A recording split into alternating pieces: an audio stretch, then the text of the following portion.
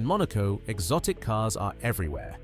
But if you think this video is about loud engines or flashy displays of wealth, think again.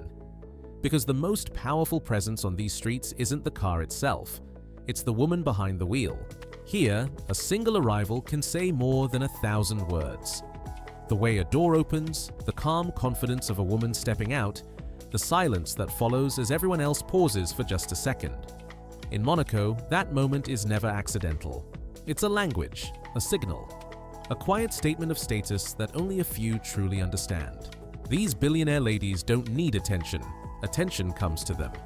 Their exotic cars aren't chosen to impress strangers, but to reflect control, independence, and a lifestyle built far beyond public approval. Every curve of metal, every detail, tells a story about power that doesn't ask to be noticed, yet never goes unseen. Before we go deeper, take a second to like this video and subscribe to Inside the Billionaires. It helps the channel grow and allows us to keep bringing you inside worlds most people never get to see. And stay with me, because later in this video, we'll reveal one arrival so subtle, so exclusive, that even long-time Monaco insiders stop and watch every single time. In Monaco, an exotic car is never just a vehicle. It's a sentence, and the women who drive them know exactly what they're saying. From the outside, it may look effortless. A smooth arrival, a perfectly timed stop, a quiet exit that barely disturbs the air. But in this city, nothing at this level is random. Every choice, the model, the color, even how often the car is seen, forms a silent message understood only by those who truly belong here. Unlike other luxury capitals, Monaco doesn't reward noise. Loud engines and dramatic entrances fade quickly into the background. What commands attention instead is restraint. Many billionaire ladies choose exotic cars not to dominate the street, but to control it. The message isn't, "Look at me," it's, "I don't need to be seen," yet you noticed anyway. These women operate in a world where reputation moves faster than headlines. An exotic car becomes a signature, not a trophy. It signals access, long-term presence, and a level of confidence that doesn't rely on validation. In Monaco, that kind of confidence is currency. There's also a deeper layer most outsiders miss. Certain cars are associated with specific circles: private marinas, invitation-only gatherings, legacy families, or discreet financial power. When a woman arrives in one of these vehicles, she's not just parking. She's confirming her place within an invisible hierarchy that runs beneath the glamour. What makes this even more fascinating is how calm it all appears. No rush, no hesitation, just precision. The car slows, stops, and suddenly the street adjusts around her. Conversations pause. Heads turn, not out of curiosity, but recognition. This is where Monaco differs from everywhere else. Exotic cars don't create power here, they reveal it. And as we move forward, you'll start to notice something subtle but important. Some women choose cars that almost blend into the city's rhythm. Understated, elegant, nearly invisible. But those are often the ones connected to the deepest networks of influence. Because in Monaco, the quieter the arrival, the closer you are to the center of the game. What's truly fascinating is not which exotic cars these billionaire ladies drive, but which ones they deliberately avoid. In most cities, luxury is loud. Bigger engines, brighter colors, aggressive designs. But Monaco plays by different rules. Here, excess attention can be a liability. And the women who understand this best often choose cars that whisper rather than shout. You'll notice it if you look closely. A refined silhouette instead of sharp angles. Subtle tones instead of attention-grabbing finishes. Cars that blend into Monaco's elegance so seamlessly that only experienced eyes recognize their true value. These choices aren't about saving money, they're about controlling perception. In Monaco, being underestimated can be a strategic advantage. Many of these women move within circles where discretion equals safety and influence. Their exotic cars are selected not to spark conversations, but to end them. When a vehicle doesn't demand attention, it allows its owner to observe, to move freely, and to remain unreadable. And unreadable people often hold the most leverage. There's also timing. Some cars appear only at certain hours, in specific neighborhoods, or during private events that never make headlines. Seeing one of these vehicles at the wrong time can mean nothing. Seeing it at the right time can mean everything.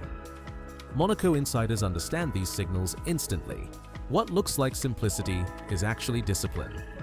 These women know that true power doesn't rush, doesn't explain itself, and never competes for approval.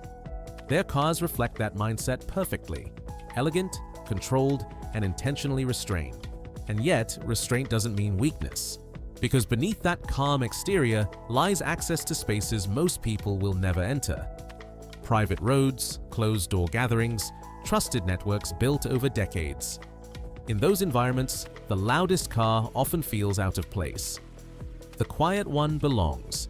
As you continue watching, pay attention to the moments when an arrival feels almost invisible, when nothing dramatic happens, yet the atmosphere subtly shifts.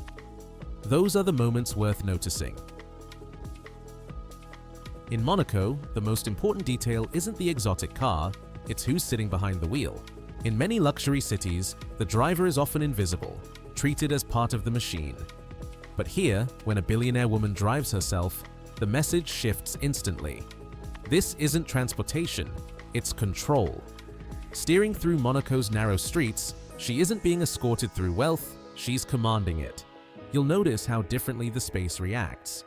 Cars give way, pedestrians hesitate, even seasoned locals adjust their rhythm. Not because of noise or speed, but because self-driven presence signals something unmistakable: authority without intermediaries. In Monaco's unspoken hierarchy, driving yourself places you above spectacle. For these women, the wheel represents autonomy. No assistant, no chauffeur, no buffer between them and the city. Every movement is intentional. Every stop is final. It suggests confidence built from familiarity, from someone who knows exactly where they belong and has nothing to prove. There's also a psychological edge. When a woman steps out from the driver's side of an exotic car, perceptions recalibrate instantly. This isn't inherited luxury or borrowed status. It's ownership, experience, decision-making power. The kind that doesn't ask permission and doesn't wait to be announced. What makes this even more compelling is how natural it appears. No rush, no theatrics, just a smooth exit, a composed walk, and the subtle understanding that she controls her time, her movement, and her narrative. In Monaco, that level of calm is rare and highly respected. Interestingly, insiders can often tell how long someone has been part of this world simply by how they drive. New money tends to rush. Old power moves slowly. The women who truly belong here drive as if the city adjusts to them, not the other way around. And once you begin noticing this, you'll realize something else. Certain arrivals feel heavier, more deliberate, even when nothing obvious happens. The car stops, the door opens, and the entire moment feels intentional. That's because in Monaco, the woman who drives herself isn't just arriving somewhere. In Monaco, parking an exotic car isn't a practical act, it's a quiet social ritual. Where a billionaire woman stops her car often matters more than how she arrives. Certain corners, entrances, and curbside spaces are understood signals within the city's elite ecosystem. To outsiders, it looks ordinary. To insiders, it's a statement that says, "I know exactly where I'm supposed to be." These women don't circle blocks or hesitate. They slow down, stop once, and step out with certainty. That confidence comes from familiarity, not just with the streets, but with the unspoken rules that govern them. In Monaco, hesitation suggests distance. Precision suggests belonging. Watch closely and you'll notice how the environment responds. Conversations pause briefly. Staff subtly adjust. Doors open faster. There's no rush, no announcement, just a smooth alignment of space around presence. It's not about being watched, it's about being recognized. Even the smallest details carry weight. Parking slightly apart from other supercars, choosing spots near discreet entrances rather than main doors, avoiding clusters where attention gathers. These decisions are deliberate, shaped by years of navigating power without drawing unnecessary focus. For Monaco billionaire ladies, visibility is optional, control is not. This ritual extends beyond location. How long the car stays, whether the door closes softly or remains open for a moment, whether the engine is cut immediately or allowed to idle briefly.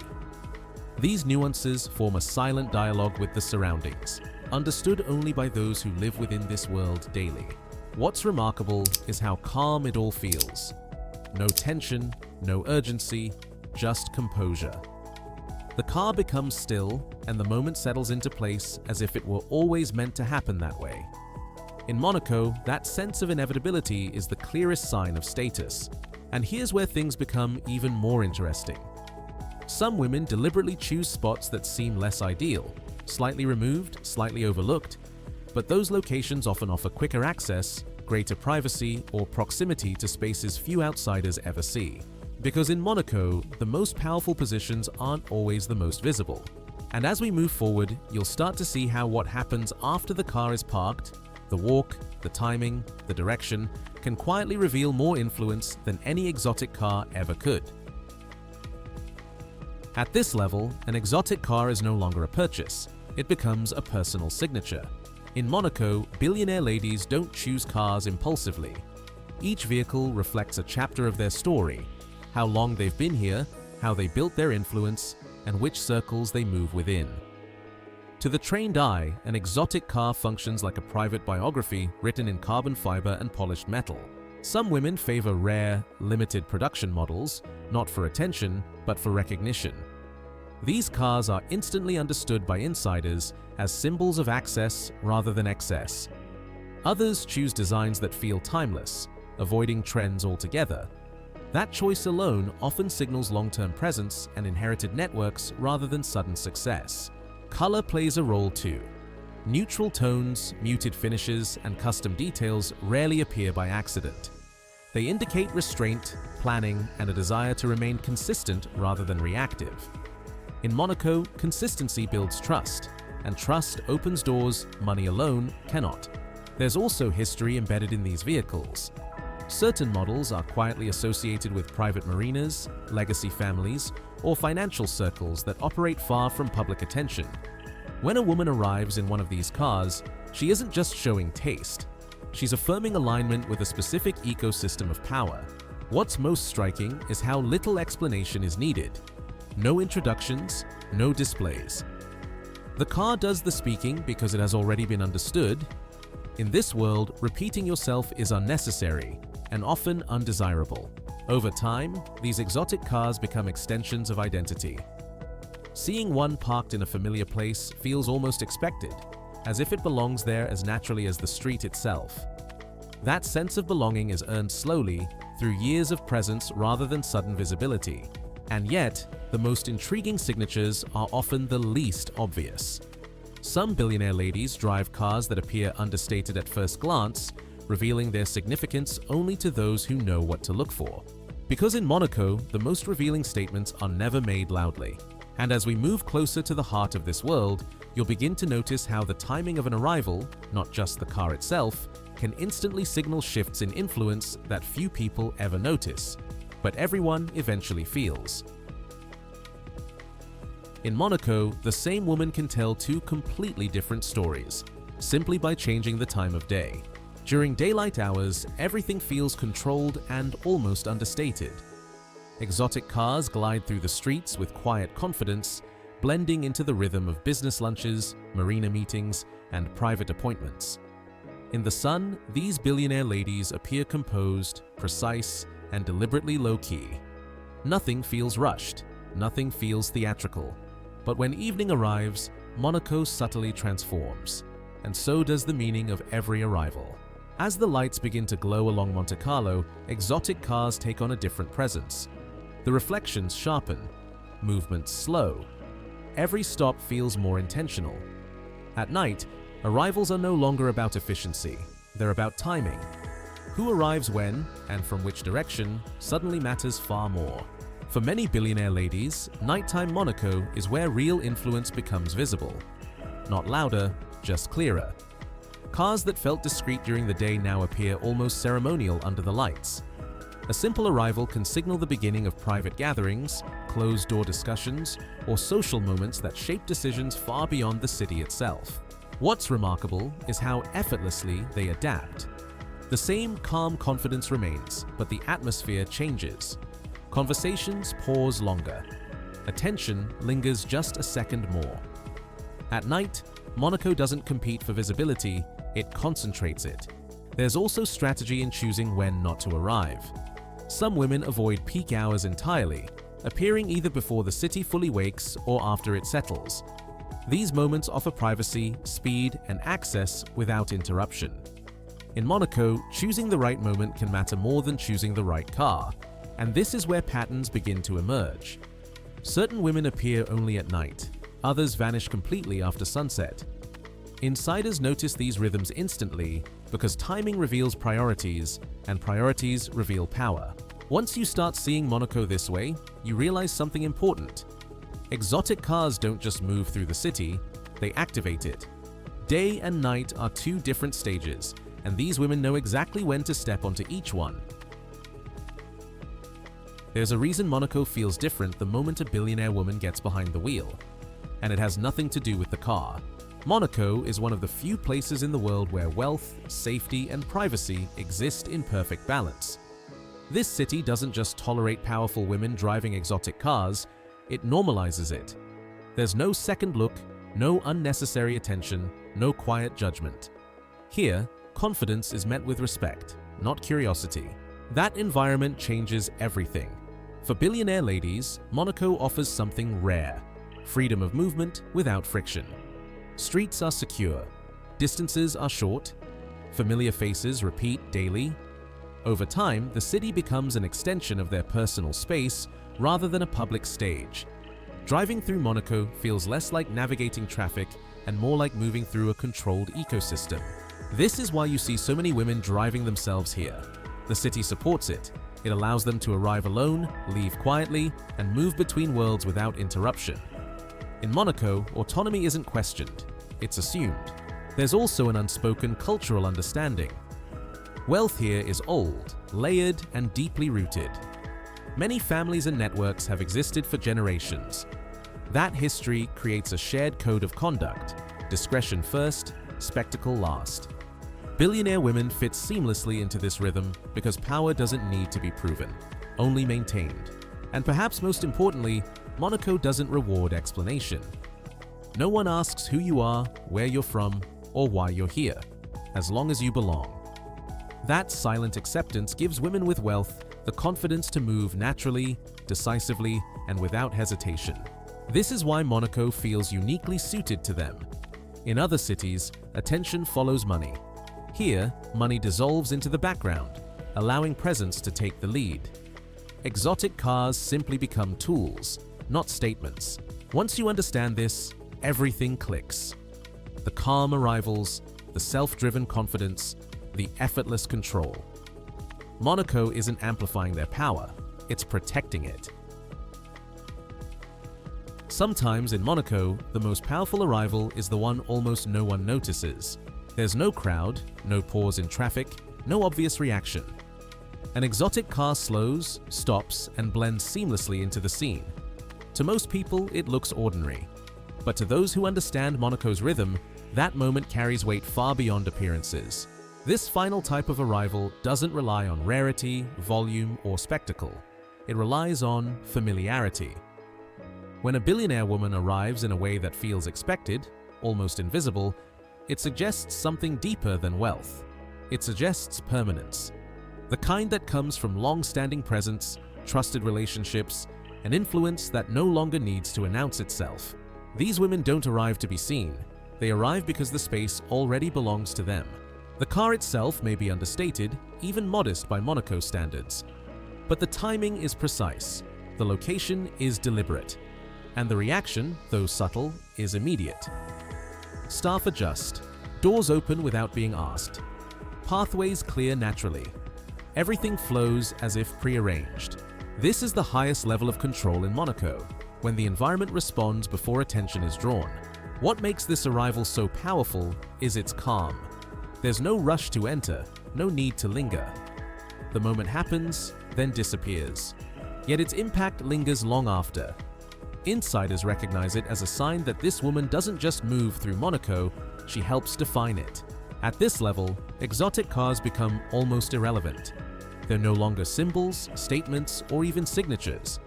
They're simply extensions of a life already woven into the city's structure. And this is where the illusion of luxury finally falls away.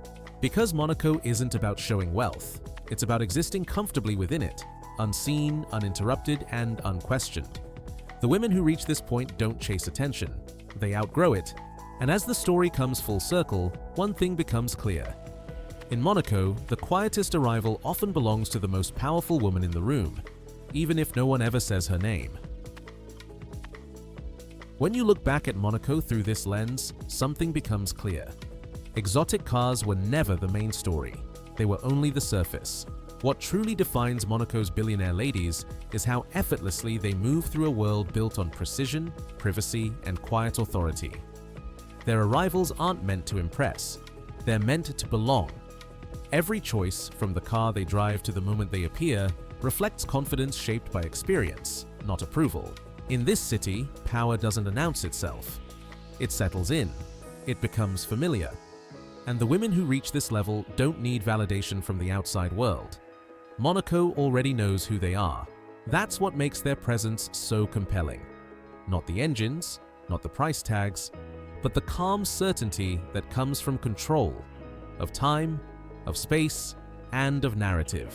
If this video changed the way you see Monaco, take a moment to like, subscribe, and join us here on Inside the Billionaires. Your support helps us continue exploring the stories hidden behind the world's most exclusive lifestyles. And remember, in Monaco, the loudest symbols fade quickly. It's the quiet ones that shape the city and the future. Thank you for watching. See you in the next story.